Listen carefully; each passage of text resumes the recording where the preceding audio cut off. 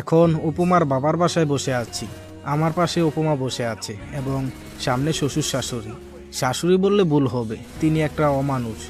সবাই ওদের আগ্রহ নিয়ে বসে আছে আমি কিছু বলবো বলে। আমি শুধু চেষ্টা করছি নিজের রাগটাকে নিয়ন্ত্রণে রাখতে। একসময় উপমা বলে ফেললো, কি হয়েছে মুগ্ধ, তুমি এভাবে আমাকে না বলে বাবার বাসায় নিয়ে এসেছো কেন? আর বাবা মাকে সামনে বসিয়ে রেখেছো, কিছু বলছো না যে? এবার শ্বশুরমশাই বলে উঠল, জামাই বাবাজি, তোমাকে খুব চিন্তিত মনে হচ্ছে, আর তোমার মুখ দেখে বোঝা যাচ্ছে তুমি রেগে আছো। কি হয়েছে বাবা, বলো আমাকে। আমার মেয়ে কি কোনো অপরাধ করেছে? আমি একবার উপমার দিকে তাকিয়ে দৃষ্টি সরিয়ে শ্বশুরমশাইয়ের দিকে তাকালাম। সুষ্ঠুভাবে বললাম, অপরাধ আপনার মেয়ে নয়, অপরাধ করেছে আপনার ঘরের বউ। আমার মুখে এ ধরনের কথা শুনে সবাই অবাক হয়েছে বটে। শ্বশুরমশাই হয়তো ভাবতে শুরু করেছে ছেলেটার বিয়ে হতে না হতেই বেয়াদবি শুরু করেছে। উপমা আমার হাত টেনে বলল, এসব কি যাতা বলছো মুগ্ধ? উনি আমার মা হয়, আর সম্পর্কে তোমার শাশুড়ি হয়, আর শাশুড়ির সঙ্গে এভাবে কেউ কথা বলে? ওর দিকে তাকিয়ে একটা মুচকি হাসি উপহার দিলাম। মেয়েটা বড্ড অভিনয় করতে জানে। বললাম, আর কত অভিনয় করবে ভালো থাকার, নিজেকে খুশি রাখার, আর কত মিথ্যা হাসি দেবে নিজের এই মুখ দিয়ে? এবার ওর মুখটা মলিন হয়ে গেল। শ্বশুরমশাই আমার কথার আগাগোড়া কিছুই বুঝতে না পেরে জিজ্ঞেস করলো, তুমি কি বলছো? আমি তো কিছুই বুঝতে পারছি না বাবা। এবার শ্বশুরের দিকে এগিয়ে গেলাম। বললাম, মেয়েকে জন্ম দিয়ে নিজের দায়িত্ব গুটিয়ে নিয়েছেন। দিন শেষে যখন বাড়ি ফিরতেন তখন কি একবারের জন্য মেয়েটার ঘরে গিয়ে জিজ্ঞেস করেছেন, মা আজ তোর দিনটা কেমন কাটলো, ঠিকমতো খাবার খেয়েছিস তো? জিজ্ঞেস করেছিলেন কখনো? আমার সম্মানিত শ্বশুরমশাই মাথা নিচু করে নিলেন। আমি আবারও বলতে শুরু করলাম, উপমার জন্মের সময় নাকি ওর মা মারা যায়, তারপর উপমার দেখাশোনার জন্য দ্বিতীয় বিয়ে করেন। সকালে কাজে যান নিশ্চিন্ত হয়ে এই ভেবে যে আপনার বউ উপমার দেখাশোনা করবে। হ্যাঁ, দেখাশোনা করে ঠিকই, আর সেটা এমনভাবে দেখছে যে মেয়েটা মানসিকভাবে পাগল হয়ে গেছে। যতই বড় হতে থাকে তাকে ততই কষ্ট দেয়। যখন সে নিজের মানসিক শান্তির খোঁজে বাইরে যায় তখন শুনতে হয় সে নাকি বাইরে ফষ্টি নষ্টি করে বেড়ায়। এরপরেও আপনার মেয়ে তার বিরুদ্ধে আপনাকে কিছুই বলেনি। কেন জানেন? কারণ সে আপনাদের মতো নির্বোধ না।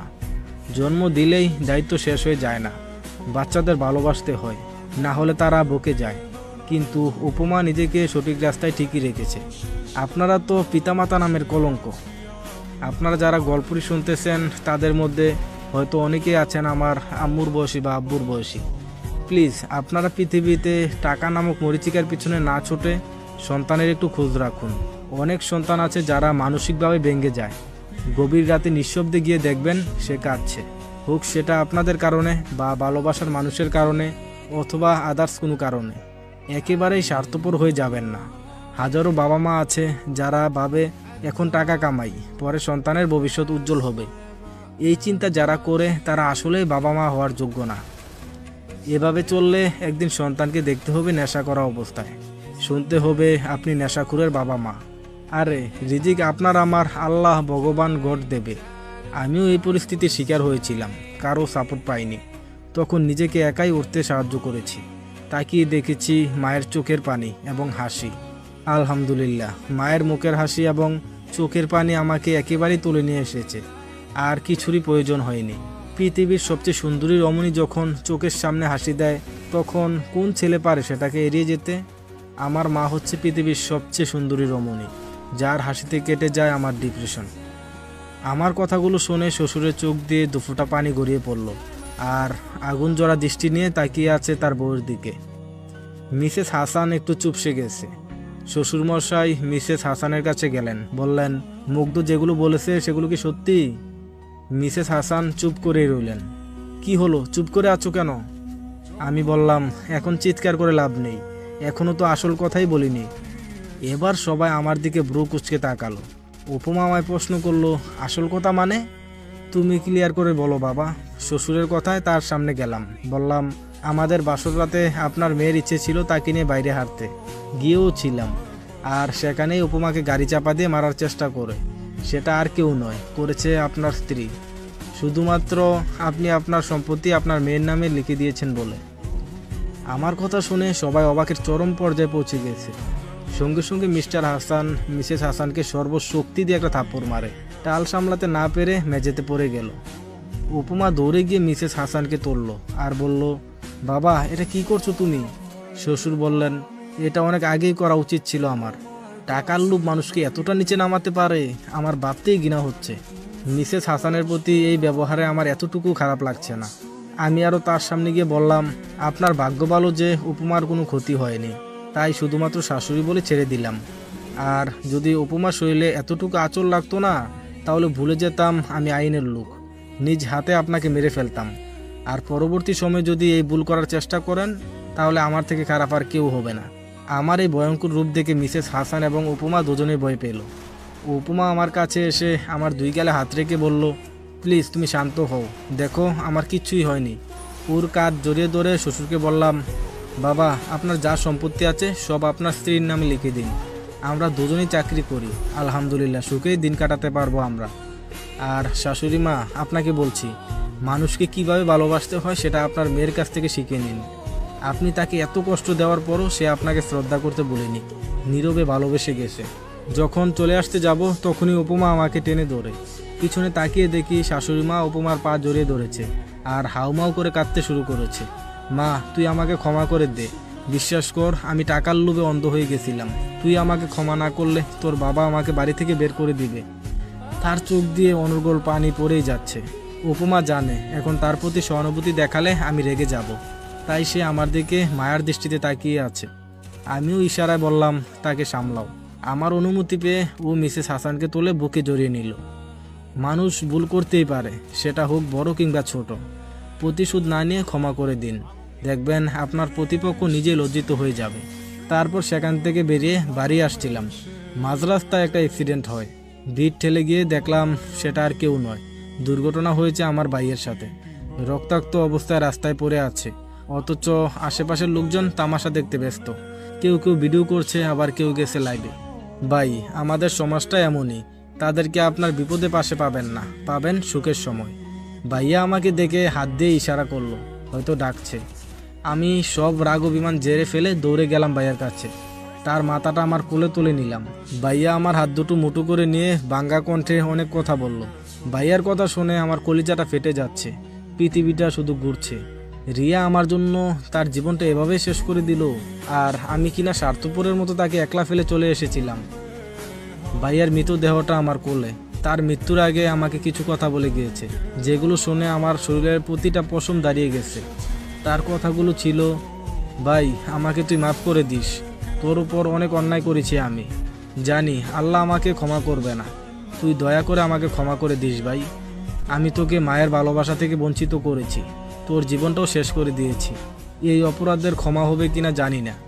রিয়া তোর সাথে কখনোই অভিনয় করেনি, আমি তাকে অভিনয় করতে বাধ্য করেছি। মেয়েটা তোকে সত্যিই ভালোবাসে রে ভাই। আজ আমার কারণে তোদের এই বিচ্ছেদ, তুই দয়া করে রিয়ার সাথে দেখা কর, ওর অবস্থা খুবই খারাপ। রিয়া তোকে ঠকায়নি, সে তোর সুখের জন্য, তোর ভালোর জন্য নিজের জীবনটা নরকে পরিণত করেছে। ভাইয়ার কথা বলতে কষ্ট হচ্ছে, তবুও সে কথা বলেই যাচ্ছে। আর এদিকে আমার মাথা শুধু ঘুরছে। ভাইয়ার কথার কোনো আগা মাথা কিছুই বুঝতে পারছি না। আমি বললাম, এসব কথা পরে হবে, তুই আগে হাসপাতালে চল। ভাইয়া আমাকে থামিয়ে দিয়ে বলল, আমি হয়তো আর বাঁচব না, এতটাই পাপের ভার বেশি হয়ে গেছে আমার। বলতে না বলতে শেষ নিঃশ্বাস ত্যাগ করলো আমার কোলে। সত্যি বলতে ওর মৃত্যুতে খুব একটা কষ্ট হলো না আমার। সব সমস্যা মিটিয়ে উপমাকে নিয়ে বাড়িতে নিয়ে গেলাম ভাইয়ার লাশ। আবার সেই অবহেলিত হওয়া বাড়িতে ফিরবো ভাবিনি কখনো। সময় কত কিছু না করতে বাধ্য করে। বাড়ির ভিতরে ঢুকে তাকিয়ে রইলাম চারদিকে, কোথাও কেউ নেই। বাড়িটা কেমন মৃত হয়ে গেছে। আম্মুকে ডাক দিলাম, আম্মু কই তুমি? আমি ডাকার কিছু মুহূর্ত পরে ঘর থেকে বেরিয়ে এলো আম্মু। আমাকে দেখে দৌড়ে এসে জড়িয়ে ধরে অজস্র চুমু দিতে লাগলো আর বলল, বাবা এতদিন পর আমাদের কথা মনে পড়লো তোর? তুই কিভাবে মাকে ছাড়া থাকতে পারলি? বলে হু হু করে কেঁদে দিল। আম্মু কান্না থামাও, একটা খারাপ সংবাদ আছে। আম্মু এবার হেঁচকি তুলে বলল, তুই কি আবার আমাকে ছেড়ে চলে যাবি? আমি বললাম, তেমন কিছু না, বাইরে তোমার বড় ছেলের লাশ রয়েছে, দুর্ঘটনায় মৃত্যু হয়েছে। ভাইয়ার মৃত্যুর খবর শুনে আম্মুর তেমন কোনো হেলদোল পেলাম না। আশ্চর্য, নিজের ছেলের মৃত্যুতে মায়ের এতটুকু কষ্ট নেই। আম্মু বলল, ওর মতো কুলাঙ্গারের বেঁচে থাকার কোনো অধিকারই নেই। আমি ওকে অভিশাপ দিয়েছিলাম যেন গাড়ির নিচে পড়ে মরে। আল্লাহ আমার কথা শুনেছেন। বুঝতে পারছি আম্মুর মাথা ঠিক নেই।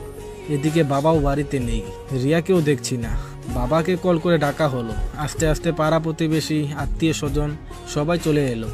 দাফনের কাজ শেষ করে আবার বাড়ি ফিরলাম। আম্মু মুখে শাড়ির আঁচল গুজে কাঁদছে। হাজার হোক মা তো, সন্তান যতই অপরাধ করুক মায়ের কাছে সে ক্ষমা পাবে। বাবা সবসময় কেমন যেন অপরাধী চোখে আমার দিকে তাকিয়ে আছে। মায়ের অবস্থা তেমন একটা ভালো না। উপমাকে নিয়ে মায়ের পাশে বসালাম। উপমাকে দেখিয়ে বললাম, মা তোমার বৌমা। উপমা মাকে সালাম দিল। মাও চোখের পানি মুছে উপমার থুতুনিতে হাত রেখে বলল, অনেক মিষ্টি আমার বৌমা। কবে বিয়ে করলি তোরা?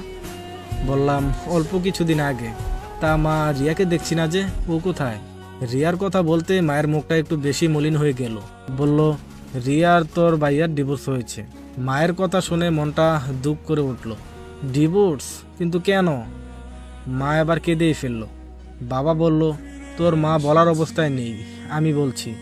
তুই যখন বাড়ি ছেড়ে চলে যাস, এরপর থেকে তোর ভাইয়া রিয়ার উপর অত্যাচার করত, কারণ রিয়া তাকে স্বামী হিসেবে মানতে নারাজ। রিয়া তোকে ঠকায়নি রে বাবা। তোর বড় ভাই তোকে মেরে ফেলার হুমকি দিয়ে রিয়াকে ভয় দেখিয়ে বিয়ে করেছে। এগুলো আমরা জানতে পারি কিছুদিন আগে। আর রিয়া তোর মৃত্যুর ভয়ে ওই জানোয়ারটাকে বিয়ে করে ফেলে। নিজের জীবনের শখ আহ্লাদ, তোকে নিয়ে দেখা সব স্বপ্ন, ইচ্ছা আকাঙ্ক্ষা গলা টিপে হত্যা করে। তখন আমরাও তোকে ভুল বুঝেছিলাম, কারণ তোর ভাই রিয়াকে দিয়ে বলিয়েছে তুই নাকি রিয়ার সাথে প্রতারণা করেছিস। তোকে নানানভাবে আমাদের সামনে খারাপ করেছে। তারপর তুই যখন চলে গেলি, তখন রিয়ার প্রতি শুরু হলো তোর ভাইয়ের অত্যাচার। জোর করে আমার থেকে সব সম্পত্তি লিখিয়ে নিয়েছিল। তারপর প্রতি রাতে নেশা করে বাড়িতে এসে রিয়াকে মারতো। আমরা কিছু বলতে গেলে আমাদেরকেও বলেই হু হু করে কেঁদে ওঠে বাবা। চোখের পানি যেন বাদ মানছে না। আমি যতই বাবার কথা শুনছি ততই বুকটা চিনচিন করে উঠছে। বললাম, তোমাদেরকেও কি করে মারে? বাবা বলল, নেশা করে রিয়াকে তো মারতোই, আমরা বাধা দিলে আমাদেরকেও মারতো সে। বাবার এই কথাটা শুনে রাগে আমার দু চোখ বন্ধ হয়ে গেল। ইচ্ছে করছে জানোয়ারটাকে কবর থেকে তুলে আবারও মেরে ফেলি। বাবা আবার বলতে শুরু করলো, নেশা তো করতোই, সাথে বাড়িতে মেয়ে নিয়েও আসতো, আর রিয়াকে ঘরের বাইরে বের করে দিত। রিয়া তোর ভাইয়ার হাজারো লাথি খেয়ে পড়ে থাকতো। এক সময় আমরা সবাই মিলে ওদের ডিভোর্স করিয়ে দেই। মেয়েটা প্রায় মরতে বসেছিল। প্রতি রাতে তোর ছবি জড়িয়ে ধরে ও জোর দ্বারা কান্না করতো।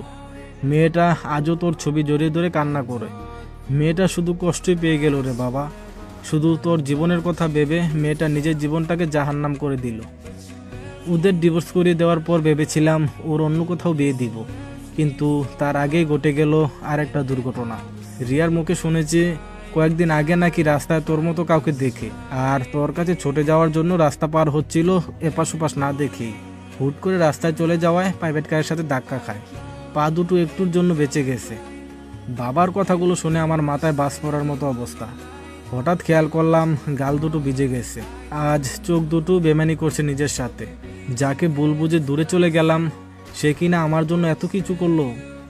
উপমার দিকে তাকিয়ে দেখি উপমাও নীরবে চোখের পানি ফেলছে। একটা মানুষ কতটা ভালোবাসলে তার ভালোবাসার মানুষের জন্য নিজের জীবনটাকে এইভাবে শেষ করতে পারে। আমি আর সেখানে না থেকে নিজের সেই অযত্নে রেখে যাওয়া রুমে চলে গেলাম। রুমটা এখনও ঠিক আগের মতোই রয়েছে। দেয়ালটার চারদিকে আমার আর রিয়ার ছবি টাঙানো। রিয়ার সাথে কাটানো সব মুহূর্তগুলো এই চার দেয়ালে টাঙানো রয়েছে। ভেবেছিলাম ছবিগুলো হয়তো থাকবে না। এখন আর বুঝতে বাকি নেই, যেদিন এই বাড়ি ছেড়ে চলে গিয়েছিলাম সেদিন কেন রিয়া চোখের পানি ফেলেছিল নিঃশব্দে।